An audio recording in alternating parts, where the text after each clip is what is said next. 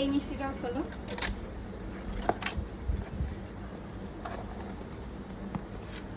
এটাও খুব সুন্দর হয়েছে, চেরি। হ্যাঁ খুব সুন্দর হয়েছে।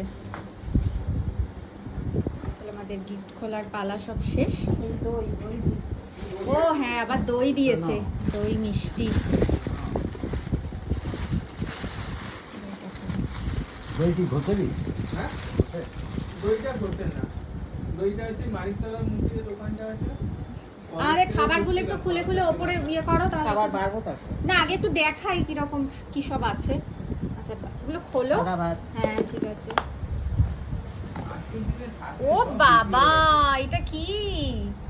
চিংড়ি মালাইকারি, গলদা চিংড়ি। এটা কি? ভেটকি পাতুরি। এটা কি আছে? ভাত আছে।